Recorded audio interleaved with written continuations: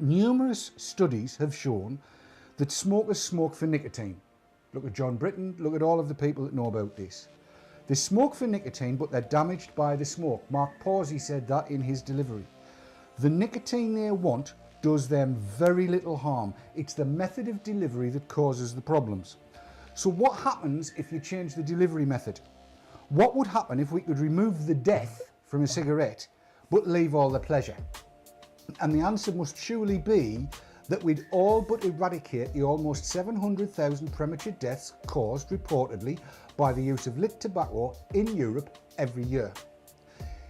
If we believe the rhetoric from the anti-smoking industry and confine ourselves only to the UK, somewhere in the region of 10 million lives would be transformed. They would be given another 10 to 15 years longer to live. And on this, I should say also, we have not formalized any Green Group position. So what I'll be saying is what I think. Now, I'm Swedish. Yeah, you can guess where this is leading.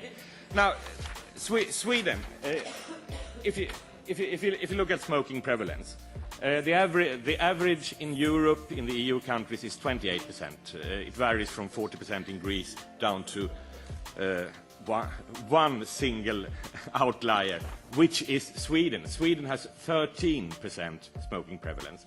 The average in Europe is 28%. The second best country in Europe has 23%.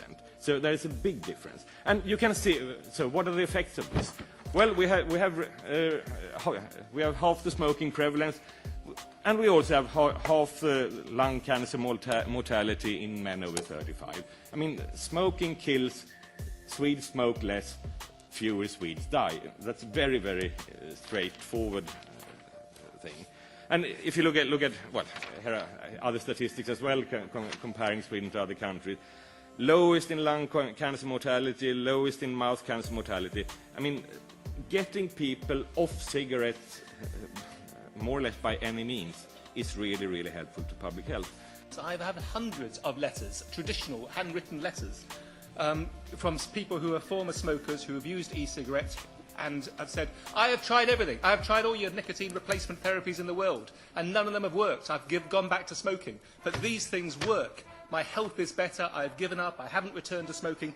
I am utterly convinced of the value of e-cigarettes as a means of preventing people from dying. The Department of Health tells us that every 15 cigarettes you smoke creates one mutation. It causes one mutation in your body. The dual fueler, by definition, reduces their intake of smoked cigarettes every time they use an e-cig. Because if they were going to have a fag and they use an e-cig, they're not having a fag. So if a 20-a-day smoker replaces just 15 cigarettes a day with e-cig usage, then their exposure to mutation reduces to 25% of what it once was. And if you go down to one a day, it goes down to 5% of what it once was. The maths is obvious and it's incontrovertible. Simple as that. Their health improves, they don't die. And I think the Commission is utterly wrong to make the proposal it has done on nicotine replacement, on nicotine limitation. I mean, as a result of that, if people don't use e-cigarettes who are hardened smokers, then more people will die. Simple as that. That's not the Commission's intention, I think, but that's in practice what would happen if their proposal goes through. I've got a letter here from a professor who says, I regard electronic cigarettes as a truly disruptive technology. What he means is this is truly disruptive to the tobacco industry. It's, it can allow people to escape from their addiction. Now, there is a risk, but it's very, very low, that someone who took up nicotine usage via an e-cig might move to smoke combustible cigarettes. But if anybody out there was to compare a flavoured e-cig, whatever it happens to be, whether it's DY4, whether it's custard, whether it's vanilla, whether it's strawberry, whether it's chocolate, it doesn't make any difference. If you compare the flavour of that with the flavour of a combustible cigarette, especially if you're a new starter to them, you'd take one drag off a fag and you'd throw up. It's not going to happen. And that's just one of the reasons why the flavours that are available are as important as they are. They represent a barrier to entry for tobacco cigarettes and a major barrier to relapse in people that have already made the switch to e-cigs. And on flavours, I'm struck by the letters from people who said, you know, after you've been on e-cigarettes a while, you realise that tobacco tastes disgusting. So actually, you know, flavours of things, I mean, e-cigarettes are not tobacco. I don't have a problem with putting flavours in e-cigarettes if it encourages people to use them, because they discover even more quickly that tobacco is disgusting and they don't go back to tobacco. So, you know, I'd have the minimum restrictions on this. It will help save lives. Simple as that.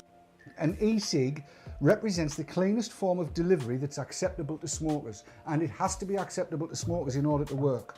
In terms of nicotine use initiation, an e-cig is no worse than coffee, either for the individual or for the general public. We know that to be true, it's been stated many times.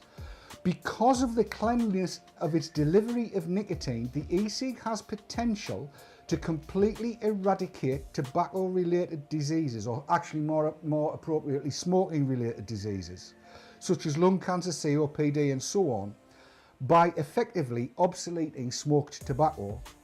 And given the nature of the benefits, the risk of somebody initiating nicotine use with an e-cig and moving to lit tobacco is far outweighed by the benefits to the generality of the public, because the numbers are likely to be so small. And as for the issue of young people starting, well, they're just not cool, are they? I mean, they look ridiculous.